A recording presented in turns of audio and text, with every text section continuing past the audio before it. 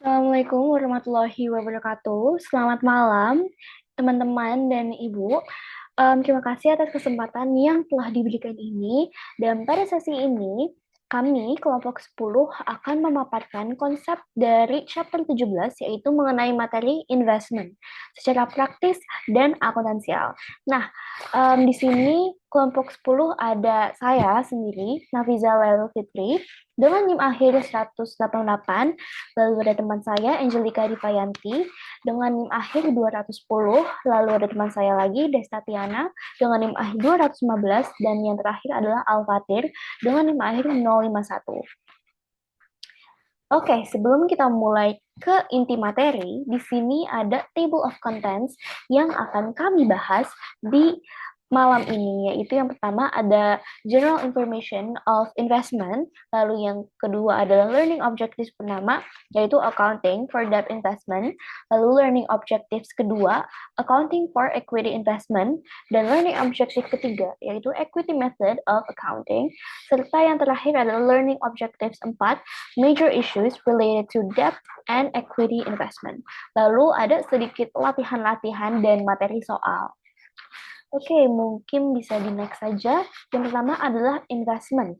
Nah, di sini kami menjabarkan definisi investment dalam dua referensi yang berbeda, yaitu dari referensi IAI atau Ikatan Akuntan Indonesia secara kontekstual dan definisi menurut PSAK 13 pada tahun 2015. Nah, di sini teman-teman dan Ibu bisa melihat dari poin-poin yang telah kami cantumkan. Yang pertama adalah definisi menurut IAI. Yang pertama adalah pertumbuhan kekayaan, apresiasi nilai, manfaat lain. Nah, dibandingkan dengan PSAK 13, yaitu mereka mencantumkan definisi dari investasi adalah properti investasi, tujuan penguasaan, serta tidak digunakan sehari-hari. Nah, maksudnya ini apa sih? Oke, kita bisa breakdown terlebih dahulu secara satu-satu. Yang pertama adalah definisi menurut IAI atau secara kontekstual. Nah, secara kontekstual ini investasi dipandang oleh IAI melalui kerangka konseptual pelaporan keuangan sebagai aset yang diharapkan membawa manfaat ekonomi di masa depan bagi entitas pemilik. Misalnya arus kas masuk, dividen, kenaikan nilai. Nah, kerangka konseptual IAI ini memberikan arah umum tentang pengakuan, pengukuran, penyajian, dan pengungkapan sehingga ketika menilai suatu pos investasi, kita ini merujuk kepada apakah ada manfaat masa depan yang dapat diukur secara andal, lalu apakah entitas tersebut memiliki kontrol atau hak ekonomi dan klasifikasi menurut tujuan bisnis entitas. Misalnya dimiliki untuk diperdagangkan versus dimiliki untuk dipegang hingga jatuh tempo. Nah, mungkin kita bisa breakdown sedikit terkait poin-poin yang sudah kami cantumkan di sini. Yang pertama adalah pertumbuhan kekayaan. Maksudnya ini apa sih? Jadi, penggunaan aset untuk menghasilkan pendapatan dari hasil investasi seperti bunga, dividen, royalti, dan uang sewa. Nah, selanjutnya adalah apresiasi nilai. Maksudnya di sini tuh apa sih apresiasi nilai gitu ya? Jadi maksud dari apresiasi nilai adalah aset yang dipertahankan untuk mendapatkan keuntungan dari kenaikan nilainya dari waktu ke waktu, time until time. Lalu yang terakhir adalah manfaat lain. Nah, manfaat ini tidak langsung lainnya yang diperoleh perusahaan dari investasi tersebut. Nah, dibandingkan dari yang definisi menurut IAI, selanjutnya kita akan breakdown lagi kepada definisi menurut PSAK 13. Yang pertama adalah properti investasi. Maksudnya ini apa sih? Jadi, properti yang dimaksud ini adalah lebih ke yang berwujud gitu ya. Jadi kayak properti berupa tanah, bangunan, atau bagian dari bangunan. Jadi bisa dibilang like aset yang berwujud gitu ya. And then for the next is tujuan penguasaan, yang mana hal ini yang dimaksudkan ini adalah dikendalikan untuk menghasilkan rental atau untuk kenaikan nilai atau untuk keduanya gitu ya. jadi yang terakhir adalah tidak digunakan sehari-hari. Nah, sebenarnya in logical way juga sebenarnya um, make sense gitu ya. Investment itu tidak dilakukan untuk sehari-hari. Maksudnya itu apa sih? Kalau misalnya masih wondering, jadi maksudnya ini adalah properti ini tidak dimaksudkan untuk digunakan dalam kegiatan usaha sehari-hari perusahaan. Nah, apa saja sih hal-hal yang melibatkan usaha sehari-hari dari perusahaan, yaitu produksi barang, penyediaan, lalu penyediaan jasa, lalu administratif. Nah, investment is not for that, tapi untuk invest gitu, untuk menambah nilai. Jadi ya menurut PSAK 13, jadi tidak digunakan untuk sehari-hari gitu. Jadi jadi ini untuk dijual dalam tidak untuk dijual dalam kegiatan usaha biasa, melainkan lebih kayak special gitu ya. Oke, on to the next adalah tipe-tipe investasi. Di sini ada banyak nih, ada saham, obligasi, reksadana, deposito, emas, P2P lending, cryptocurrency, and so on. Nah, um, jadi di sini gak cuman ini doang sebenarnya ya dari tipe investasi. Ada juga produk investasi lainnya seperti asuransi unit link dan sukuk. Nah, kita breakdown juga. Maksudnya ini apa sih dari tipe-tipe investasi ini? Yang pertama adalah saham. Saham itu merupakan bukti kepemilikan atas suatu perusahaan dan berpotensi memberikan keuntungan yang besar, namun juga memiliki risiko yang tinggi. Bisa dibilang adalah high take high risk gitu ya. Jadi keuntungannya itu besar, namun risikonya itu tinggi. Jadi it's like a gambling situation. Jadi tidak ada hal-hal yang pasti. Namun kalau misalnya um, lagi bagus gitu ya harga sahamnya gitu, itu bisa mendapatkan keuntungan yang besar, dan begitu pula sebaliknya. Selanjutnya adalah obligasi, yang dimana ini adalah surat utang yang diterbitkan pemerintah atau perusahaan. Nah, ini bisa didapatkan kupon atau bunga secara rutin. Lalu yang selanjutnya adalah reksadana. Reksadana merupakan wadah yang menghimpun dana dari banyaknya investor untuk dikelola oleh manajer investasi. Pilihan baik bagi pemula karena reksadana ini pemilihan baik untuk pengguna pemula karena tidak perlu memantau pasar secara langsung gitu. Terus yang selanjutnya adalah deposito. Jadi deposito ini merupakan simpanan dana di bank untuk jangka waktu tertentu dengan tingkat bunga yang tetap yang lebih tinggi dari tabungan biasa. Nah, selanjutnya ada emas, P2P lending, cryptocurrency. Mungkin aku izin untuk menjelaskan sedikit. Jadi untuk emas ini ya, seperti teman-teman tahu bahwa itu aset investasi yang klasik, yang relatif aman dan dapat melindungi nilai kekayaan dari inflasi gitu. Jadi kalau misalnya mau invest aman, itu adalah investasi dari emas. And then P2P lending. P2P lending itu merupakan pinjaman langsung kepada individu atau UMKM melalui platform digital yang dapat memberikan potensi imbal hasil yang tinggi namun dengan risiko yang lebih tinggi.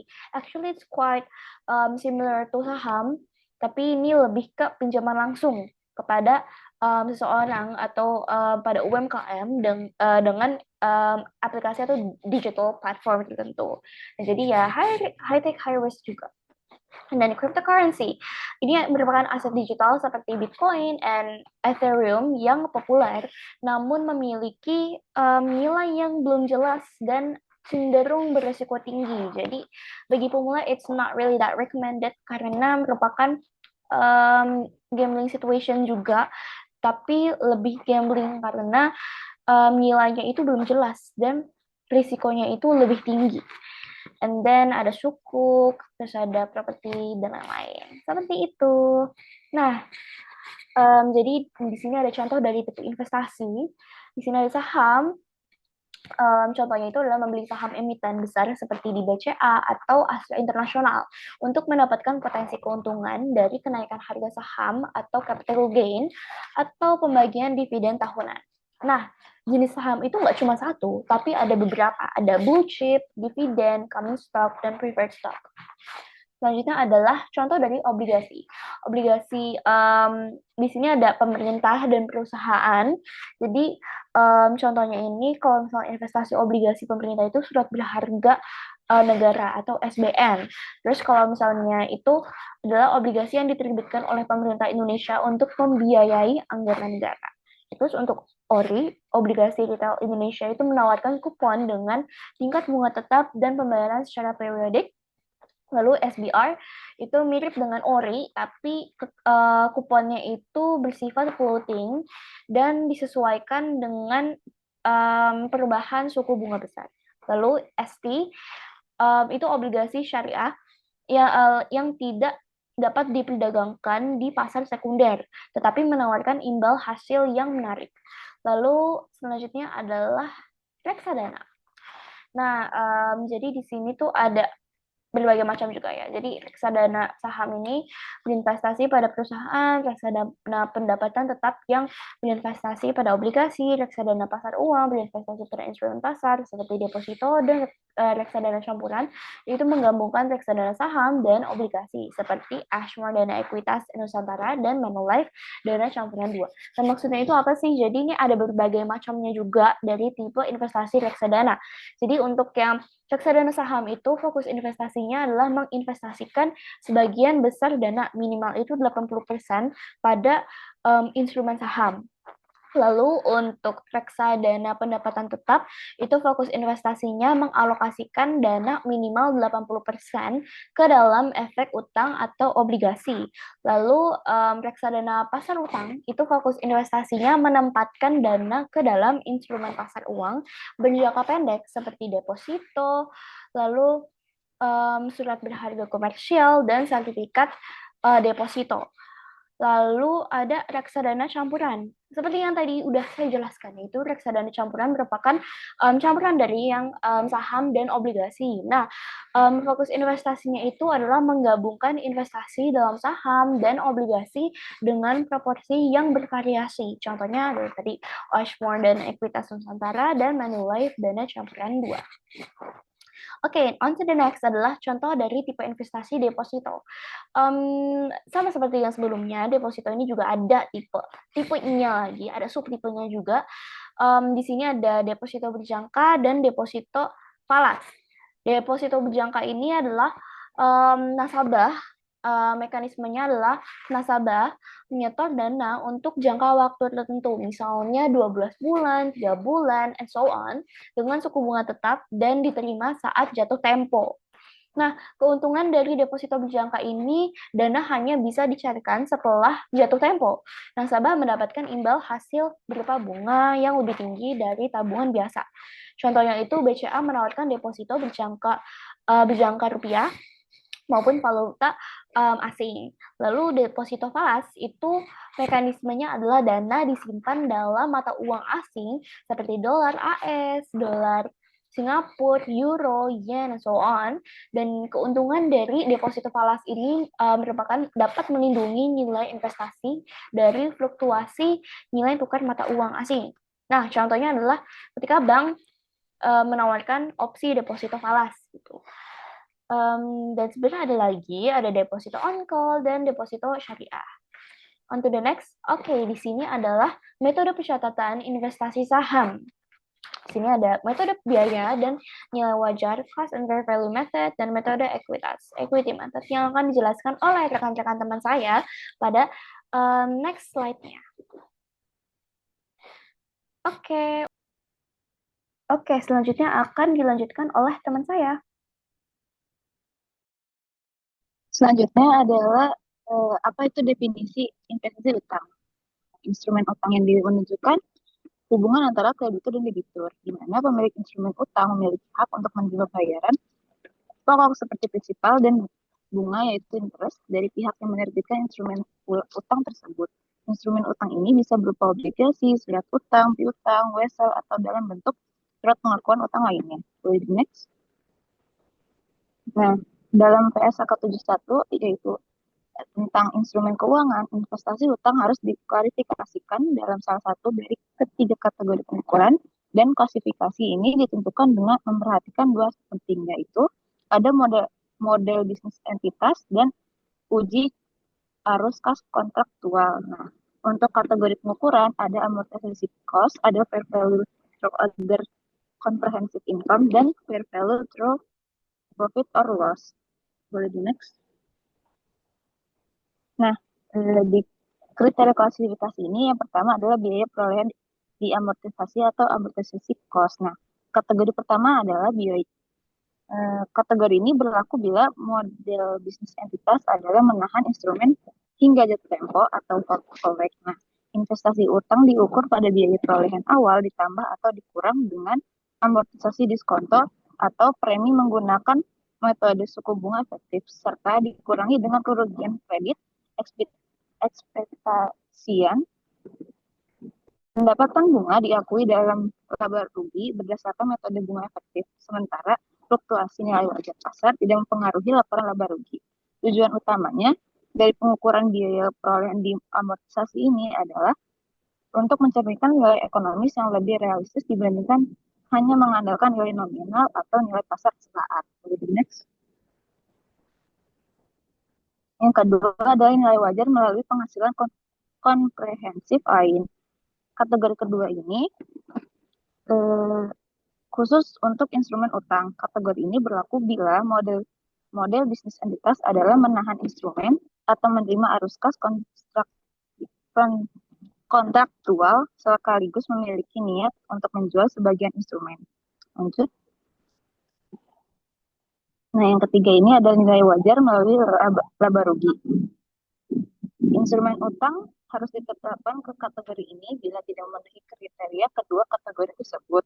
Contohnya, jika arus kas instrumen tidak murni pokok dan bunga, misalnya kayak obligasi dengan derivatif tersemat atau instrumen dengan imbal hasil kompleks. Atau jika instrumen tersebut dikelola untuk tujuan perdagangan aktif, maka instrumen diukur pada nilai wajar dan setiap perubahan nilai wajar harus langsung diakui dalam laba rugi periode berjalan. Jadi next. Nah, ini contoh studi kasusnya. Jadi ada PT Cahaya, yaitu perusahaan manufaktur di Indonesia, pada tanggal 1 Januari 2024 membeli obligasi negara dengan nilai 1 miliar. Nah, obligasi tersebut membayar bunga tahunan sebesar 8% dan jatuh tempo pada 5 tahun. PT Cahaya Utama bermaksud untuk memegang obligasi tersebut sampai jatuh tempo untuk mendapatkan arus kas dari bunga dan pokok. Instrumen memenuhi uji SPPI, arus kas kontraktual berupa pembayaran pokok dan bunga, tidak ada niat signifikan untuk menjual sebelum jatuh tempo. Nah, tanggal perolehan itu 1 Januari 2024, harga beli obligasi di pasar sekunder adalah 980 juta. Ada diskontonya. Kemudian ada biaya transaksi pembelian sebesar 5 juta. Nah, nilai awal diakui, nilai wajar pada saat pembelian ditambah dengan biaya transaksi. Jadi dicatat sebesar 980 juta ditambah dengan 5 juta, sama dengan 985 juta. Lalu digunakan metode bunga efektif untuk mengamortisasi diskonto selama umur obligasi, yaitu 5 tahun. Lalu setiap tahun bunga kontraktual diterima 8% di atas nilai nominal, yaitu 80 juta. Namun pengakuan bunga di laba rugi berdasarkan yield efektif 8,5% atas nilai tercatat pada tahun awal. Ini seperti ini contoh tabelnya. Boleh di next. Nah, untuk jurnal tahun 2024-nya, pada saat perolehan 1 Januari 2024 adalah debit di investasi obligasi sebanyak 985 juta dan kas di kredit untuk 985 juta. Lalu pada tanggal 31 Desember 2024 untuk bunga efektif dan amortisasi diskonto, debit ada di beban bunga sebesar 83.725.000, sedangkan kredit ada pendapatan bunga diterima di kas 80 juta dan diskonto obligasi kontra akun investasi ada 3.725.000. Boleh di next. Selanjutnya akan dijelaskan oleh teman saya. Kemudian di sini ada definisi dari investasi ekuitas adalah suatu pembelian dan penyimpanan saham modal yang diberikan oleh investor untuk mengantisipasikan adanya suatu pendapatan dari dividen dan keuntungan modal apabila terjadinya kenaikan pada nilai saham tersebut. Apabila investasi akan dilakukan pada perusahaan baru, maka dari itu disebut sebagai investasi modal ventura dan mempunyai risiko besar yang terjadi pada investasi terjadinya pencatatan saham di bursa. Lalu di sini ada klasifikasi pada investasi ekuitas. Itu eh, dikategorikan menjadi tiga, terdiri dari modal yang disetor, laba yang ditahan, dan elemen ekuitas lainnya. Lalu untuk modal yang disetor merupakan uang yang secara langsung ditransfer oleh pemegang saham, yaitu investor kepada perusahaan yang biasanya terbagi menjadi modal modal legal. Minimum yang harus dijaga sesuai dengan peraturan yang berlaku dan modal yang disetor lainnya seperti agio saham atau tambahan modal yang disetor. Laba yang ditahan adalah hasil penumpukan keuntungan dari perusahaan yang tidak dialokasikan kepada pemegang saham sebagai dividen. Lalu untuk di sini contoh studi kasus investasi ekuitasnya itu ada dua soal. Yang pertama itu ada PT Gama memiliki 30% saham PT Delta yang dibeli dengan harga 600 juta pada 1 Januari 2024. Selama tahun 2024, PT Delta melaporkan laba bersih 200 juta dan membagikan dividen 40 juta. Yang diminta itu hitung nilai tercatat investasi pada PT Delta pada akhir 2024 buat jurnal pencatatan awal pengakuan laba investasi dan dividen yang diterima. Dan ini jawabannya bagian laba 30% dikali 200 juta sama dengan 60 juta. Bagian dividen 30% dikali 40 juta sama dengan 12 juta. Nilai tercatat investasi akhir tahun sebesar 648 juta itu terdiri dari 600 juta ditambah 60 juta. Lalu untuk jurnalnya itu saat pembelian investasi pada entitas asosiasi pada debit sebesar 600 juta dan kas 600 juta pada kredit. Kemudian untuk pengakuan bagian laba, investasi pada entitas asosiasi pada debit sebesar 60 juta, pendapatan dari investasi ekuitas atau laba rugi 60 juta pada kredit. Lalu untuk pengakuan dividen yang diterima, kas sebesar 12 juta pada debit dan investasi pada entitas asosiasi 12 juta pada kredit. Lalu ini yang jawaban soal nomor 2. Kemudian boleh dilanjut dengan teman saya. Oke, back to me again. Selanjutnya ada learning objectives 3, yaitu equity method of accounting. Jadi di sini saya akan menjelaskan lebih dalam lagi terkait metode ekuitas dalam akuntansi. Nah, di sini sebenarnya sudah tertera poin-poin yang akan saya bahas, namun akan saya jelaskan lebih dalam lagi. Jadi di sini sudah tercantum kepemilikan 20% hingga 30% dianggap memiliki pengaruh signifikan. Nah, jadi dalam equity method ini, apabila suatu entitas memiliki kepemilikan 20% hingga 30% ini, itu dinamakan saham dengan hak suara atas entitas lain atau asosiasi. Entitas tersebut memiliki pengaruh yang signifikan atas kebijakan operasi dan keuangan asosiasi tersebut. Walaupun asosiasi ini tidak dapat mengendalikan walaupun entitas ini tidak dapat mengendalikan asosiasi secara legal, tapi pada equity method ini pengakuan awal investasi pada entitas asosiasi diakui sebesar biaya perolehan. Nah, dan jumlah tercatat tersebut ditambah atau dikurang untuk mengakui bagian investor atas laba rugi asosiasi setelah tanggal perolehan. Nah, bagian investor atas laba asosiasi mengurangi nilai tercatat tersebut. Penyesuaian terhadap jumlah tercatat tersebut juga mungkin dibutuhkan untuk perubahan dalam proporsi bagian investor atas asosiasi, termasuk perubahan yang timbul dari revaluasi aset tetap dan selisih penjabaran valuta asing. Jadi juga nilai investasi disesuaikan dengan bagian laba rugi asosiasi, penghasilan komprehensif lain seperti revaluasi aset tetap, selisih kurs. Lalu bagian laba ini yang diterima akan mengurangi nilai tercatat investasi. Nah, di sini ada range persentase. In range of 0% until 20% itu termasuk pada metode fair value. Jadi kurang dari 20% itu masuknya ke fair value method. Lalu di range pada 20% until 50% itu masuk ke equity method. Lalu 50% until 100% masuknya adalah ke acquisition consolidation method. Nah, jadi kita akan fokuskan pada equity method dulu saja. Jadi dalam equity method ini digunakan pada saat company ini memiliki kepemilikan 20% hingga 50% dari outstanding stock of investment dan memiliki pengaruh atau influence yang sangat signifikan. Jadi perusahaan ini dapat dikatakan memiliki equity method apabila perusahaan tersebut memiliki influence yang besar gitu.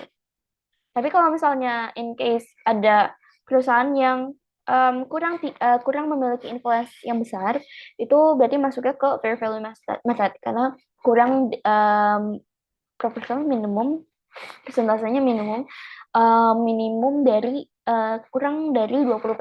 Seperti itu. Nah, di sini adalah metode bagaimana cara nge-record equity investment. Di sini ada persentase ownership acquired. Jadi, caranya adalah share acquired dibagi dengan shares outstanding, yang mana hasilnya itu akan menjadi persentase dari ownership acquired. Oke, selanjutnya adalah recognition and measurement principles. Di sini ada dua, recognition atau pengakuan dan measurement atau pengukuran. Jadi dari prinsip pengakuan dan pengukuran equity method adalah pengakuan bagian laba atau rugi investasi pada perusahaan, asosiasi, dan ventura bersama saat perusahaan tersebut ini mengakui laba atau rugi dalam laporan keuangannya, serta menyesuaikan nilai investasi secara proporsional atas laba atau rugi dan dividen yang diterima. Investasi awal diakui pada biaya perolehan, lalu disesuaikan dengan bagian investor atas laba atau rugi yang dikurangi dengan dividen yang diterima. Nah, di sini ada dua, recognition dan measurement. Dalam recognition atau pengakuan, dalam bagian laba rugi ini, investor mengakui bagiannya atas laba atau rugi perusahaan yang diinvestasikan, perusahaan asosiasi atau ventura bersama. Lalu ketika laba atau rugi tersebut ini diakui oleh perusahaan yang diinvestasikan dalam laporan keuangannya, hal ini tuh berarti investor mencatat kenaikan atau penurunan dari nilai investasinya, bukan berdasarkan dividen yang dibayarkan atau diterima. Jadi dalam pengakuan awalnya itu investasi awal dicatat sebesar biaya perolehan. Lalu next itu adalah measurement atau pengukuran. Jadi setelah diakui nih investasinya, catatannya, nilai investasi disesuaikan dengan bagian investor atas laba atau rugi yang dihasilkan oleh perusahaan yang diinvestasikan. Tapi jika perusahaan yang diinvestasikan menghasilkan laba, maka investasi akan bertambah. Tapi jika perusahaan yang diinvestasikan menghasilkan rugi, maka investasinya itu akan berkurang. Jadi ya bertolak belakang saja. Jadi kalau misalnya investasinya bertambah, maka kalau misalnya perusahaan menghasilkan laba, maka investasinya bertambah. Tapi kalau misalnya perusahaan menghasilkan rugi, maka investasinya itu akan berkurang. Seperti itu. Nah, on to the next. Jadi tujuan dan implikasi dari prinsip pengakuan dan pengukuran dari metode ekuitas ini menunjukkan bahwa investasi tersebut memiliki pengaruh yang signifikan dan melaporkan investasi secara lebih mencerminkan kinerja perusahaan yang diinvestasikan. Nah, jadi penggunaan PSAK ini juga mengatur bagaimana metode ini tuh diterapkan di Indonesia dengan salah satu melalui PSAK yang relevan tentang investasi pada entitas asosiasi. Seperti itu. Lalu on to the next adalah comparisons dari metode ekuitas dengan metode yang lainnya. Nah, di sini metode biaya. Nah, jadi perbandingan metode ekuitas dan metode biaya terletak pada cara mencatat investasi sahamnya. Metode ekuitas mencatat investasi dengan menyesuaikan nilai buku atas laba atau rugi dan dividen yang diterima dari perusahaan investi. Nah, ini mencerminkan pengaruh signifikan dari investornya. On a range of 20 until 50% ownership. Jadi sebaliknya, kalau misalnya cost metode biaya seperti yang telah tertera isu adalah minimum influence under 20%. Jadi di sini itu mencatat investasi pada harga perolehan awal dan hanya disesuaikan atas dividen yang diterima saja.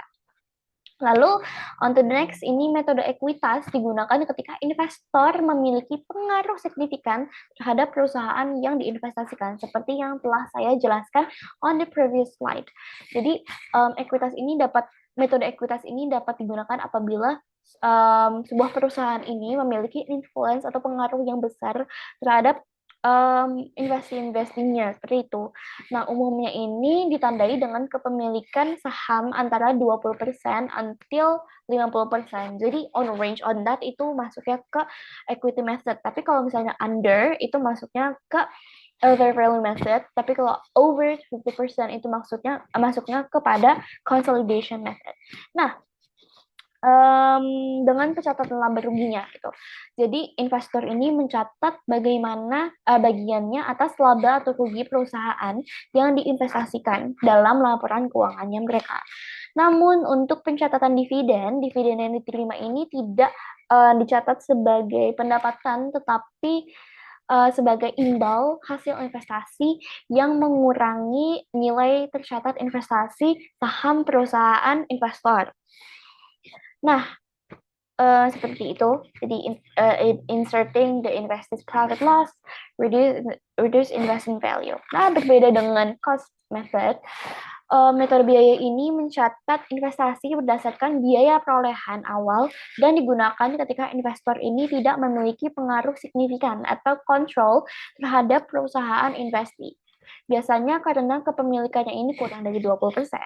Jadi laba atau rugi perusahaan investi ini tidak secara langsung dicatat dalam laporan keuangan investor, dan dividen yang diterima ini dicatat sebagai pendapatan serta akan dikenakan pajak. Seperti itu. Oke, selanjutnya ada simple example of equity method of accounting. Jadi di sini hanya satu soal saja. Jadi soalnya itu apa? PT Alpine Cars membeli 30% saham pada PT Williams dengan harga 500 juta rupiah pada tanggal 31 Agustus tahun 2018. Nah, pada tanggal 1 Oktober 2018, PT Alpine Cars menerima dividen dari PT Williams sebesar 30 juta rupiah. Pada 31 Desember 2018, PT Williams melaporkan laba bersih atau net besar 300 juta rupiah dan penghasilan komprehensif lainnya sebesar 80 juta rupiah. Nah, bagaimana cara penyelesaian dari soal tersebut?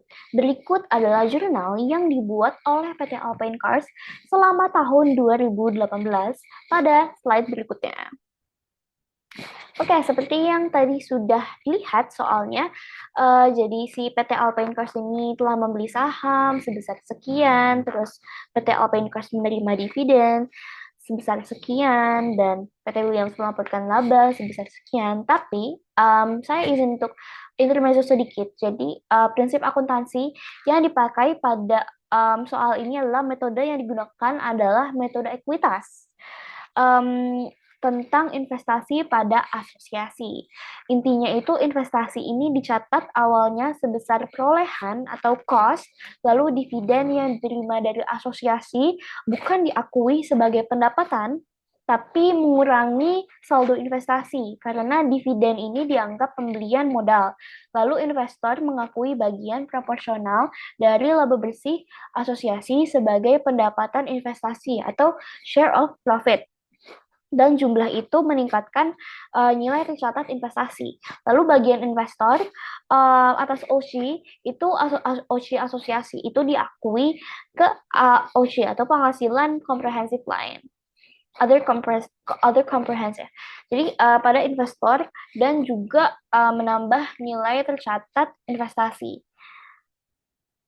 Oke, kita langsung saja masuk pada jurnalnya. Di sini jurnal pada tanggal 31 Agustus tahun 2018, PT Alpine Cars melakukan pembelian saham dan dicatat dalam pencatatan awal dengan investasi pada asosiasi di debit sebesar 500 juta rupiah pada kas sebesar 500 juta rupiah. Nah, investasi ini dicatat pada biaya perolehan. Oke. And then selanjutnya pada tanggal 1 Oktober tahun 2018 si PT Williams-nya itu PT Alpine Cars menerima dividen dari PT Williams sebesar 30 juta rupiah. Nah, di sini pencatatan jurnalnya adalah kas pada investasi pada asosiasi. Karena menggunakan equity method, dividen dari investasi mengurangi saldo investasi. Jadi bukan diakui sebagai pendapatan. Jadi kas yang masuk ini sebanyak 30 juta rupiah dan investasinya itu turun sebesar 30 juta rupiah. Lalu jadi sedikit catatan, kalau misalnya perusahaannya itu pakai cost atau FVTPL, itu dividennya biasanya diakui sebagai pendapatan. Tapi pada equity method itu tidak, jadi berbeda. Begitu, jadi seperti itu. Nah, jadi setelah jurnal ini, saldo investasinya itu mengurang. Jadi dari 500 juta rupiah dikurang oleh 30 juta rupiah yang akan menghasilkan 470 juta rupiah. Oke, on to the next. Pada tanggal 31 Desember tahun 2018, tadi adalah PT Williams melaporkan laba bersih sebesar 300 juta dan penghasilan komprehensif lain sebesar 80 juta rupiah. Oke, jurnalnya seperti apa? Investasi pada asosiasi di debit sebesar 114 rupiah. Nah, 114 rupiahnya itu didapat dari mana sih? Jadi begini, bagian Alpine itu atas laba bersih William kan 30%. 30% saham.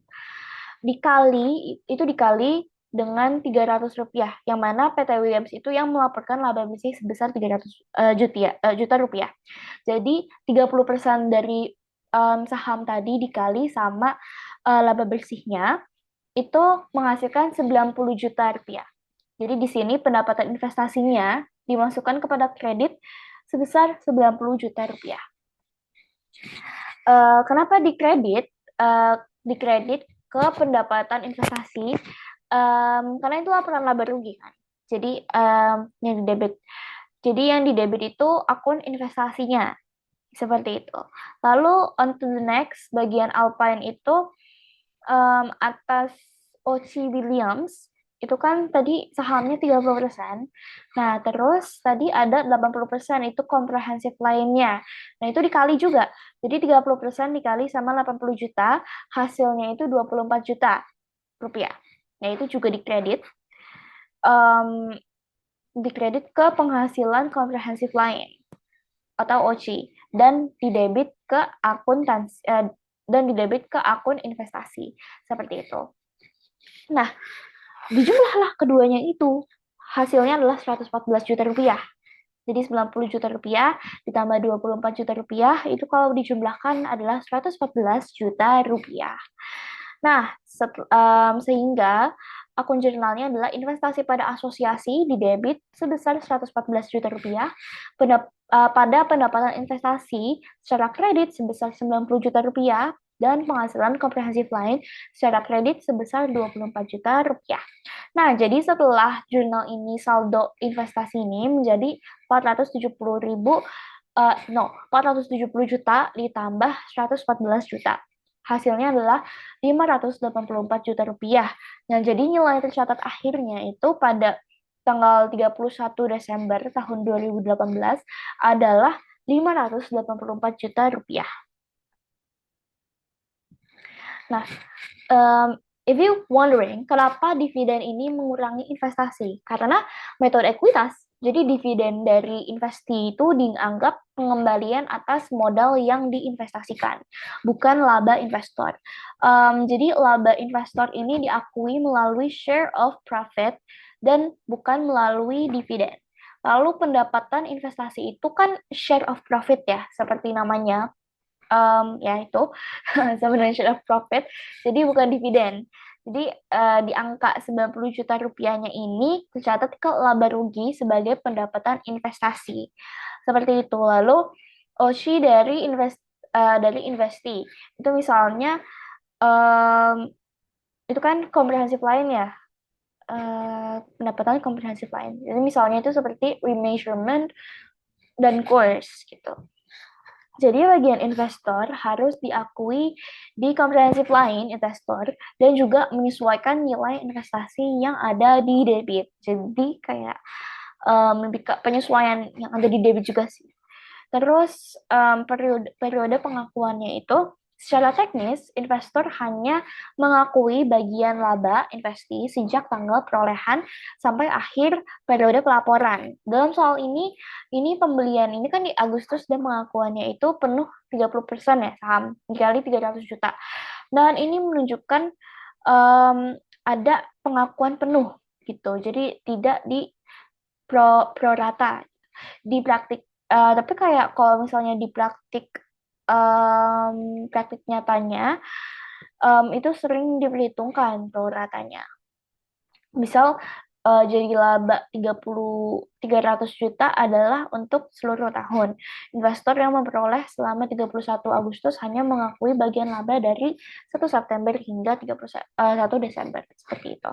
Jadi ketika kita ngerjain jadi ketika kita kerjakan soal-soalnya itu bisa kita periksa lagi apakah soalnya itu ada notice mau pro rata atau langsung mau 30% secara penuh seperti itu.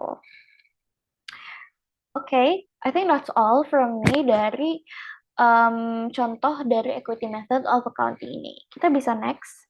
Di sini ada main issue atau major issues yang related kepada debt dan equity investment. Yang pertama adalah penentuan tingkat pengaruh yang signifikan. Maksudnya apa sih? Jadi ini terlalu didasarkan pada persentase kepemilikan.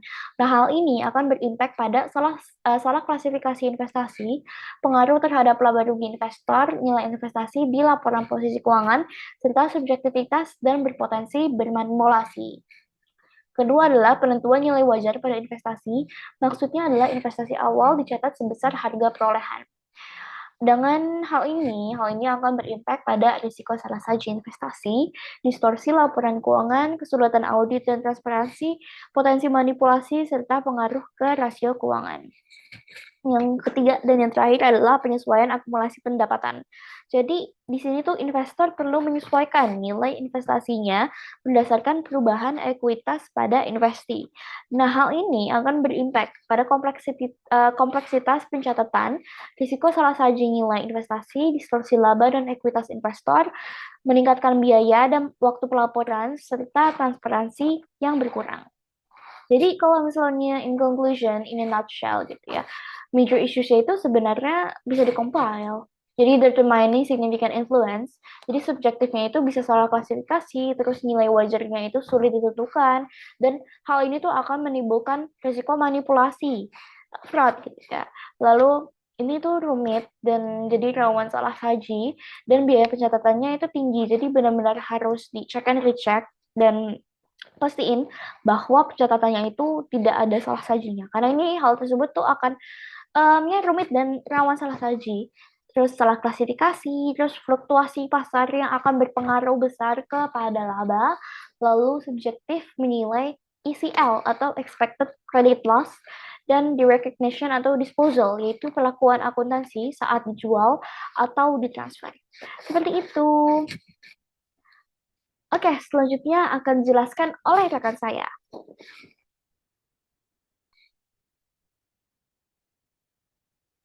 Oke, di sini kita akan latihan soal terkait debt investment sama equity investment. Soal yang pertama yaitu ada debt investment.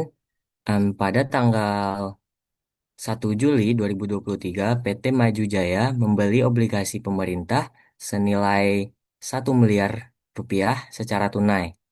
Obligasi ini berbunga 9% per tahun dengan pembayaran bunga setiap tanggal 30 Juni dan 31 Desember. Obligasi jatuh tempo dalam 5 tahun. PT Maju Jaya mengklasifikasikan investasi ini sebagai financial asset at amortized cost yang diminta buat jurnal pada tanggal A 1 Juli 2023 dan yang B 31 Desember 2023. Boleh di next. Jadi di sini kita akan bikin jurnal pada tanggal 1 Juli 2023. Em, Yaitu investasi obligasi pada kas. Jadi investasi obligasinya di debit sebesar 1 miliar dan kasnya di kredit sebesar 1 miliar. Selanjutnya yang nomor B yaitu jurnal pada tanggal 31 Desember 2023. Yang pertama itu kita akan mencari bunga yang harus diterima selama dari 30 Juni sampai 31 Desember, yaitu ada 6 bulan. Yaitu cara mencarinya, um, 1 miliar itu dikali dengan 9%, terus dikali dengan 6/12, yaitu sebesar 45 juta. Jadi buat jurnalnya, piutang bunga sebesar 45 juta di debit, um, di kreditnya yaitu pendapatan bunga sebesar 45 juta. Boleh di next. Selanjutnya untuk soal nomor 2 terkait debt investment, yaitu pada 1 Januari 2023, PT Cerdas membeli obligasi corporate dengan nilai nominal 500 miliar 500 juta rupiah, jatuh tempo 5 tahun dengan bunga 10% per tahun yang dibayarkan setiap 31 Desember. Obligasi tersebut dibeli dengan harga 480 480 juta, mencerminkan yield efektif 11%. Investasi ini dimaksudkan untuk dipegang hingga jatuh tempo. Dim- Diminta buatlah jurnal pada tanggal 1 Januari 2023, yang kedua ada 31 Desember 2023. Boleh di next. Jadi di sini yang pertama itu yang A, kita akan bikin jurnal pada tanggal 1 Januari 2023, yaitu investasi obligasi sebesar 480 juta di debit dan di kreditnya yaitu ada kas sebesar 480 juta. Terus yang B-nya jurnal pada tanggal 31 Desember 2023. Yang pertama itu kita akan mencari bunga kasnya, yaitu dengan cara nilai nominalnya dikali dengan suku bunga kupon, yaitu nilai nominalnya pada awalnya 500 juta rupiah dikali dengan 10%. Jadi didapatkan 50 juta. Terus buat selanjutnya kita akan mencari pendapatan bunganya dengan cara nilai tercatat awal dikali dengan yield efektif. Nilai tercatatnya itu 480 juta rupiah dikali dengan 11%, didapatkan 52.800.000. Selanjutnya kita akan mencari amortisasi diskon, yaitu dengan cara em, pendapatan bunga efektif dikurang dengan bunga kas yang diterima. Bunga kas yang pendapatan efektifnya 50 juta 800 rupiah dikurang dengan 50 juta, yaitu didapatkan 2.800.000. Buat jurnalnya, yaitu yang pertama di debit ada kas sebesar 50 juta rupiah dan investasi obligasi sebesar 2.800.000 rupiah. Terus buat di kreditnya ada pendapatan bunga sebesar 52.800 rupiah. Boleh di next. Selanjutnya kita akan memasuki soal yang pertama pada equity investment.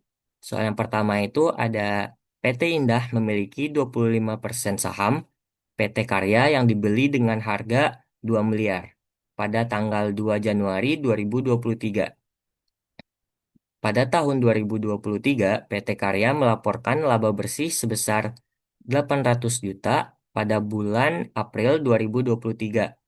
PT Karya membagikan dividen tunai sebesar 200 juta. Yang diminta, buatlah jurnal yang diperlukan oleh PT Indah sepanjang tahun 2023 terkait investasi ini. Boleh di next?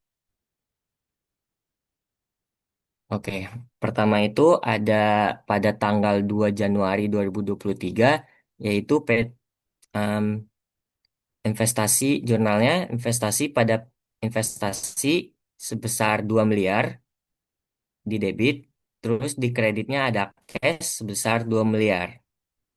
Selanjutnya ada juga jurnal pada bulan April 2023, yaitu kita akan mencari cashnya dengan cara 25% dikali 200 miliar. Itu didapatkan sebesar 50 juta rupiah. Terus di kreditnya investasi pada PT Karya sebesar 500 juta rupiah. Selanjutnya ada juga jurnal pada tanggal 31 Desember. Yang pertama itu kita akan mencari laba bersih. Yang dimana 25% dikali dengan 800 juta.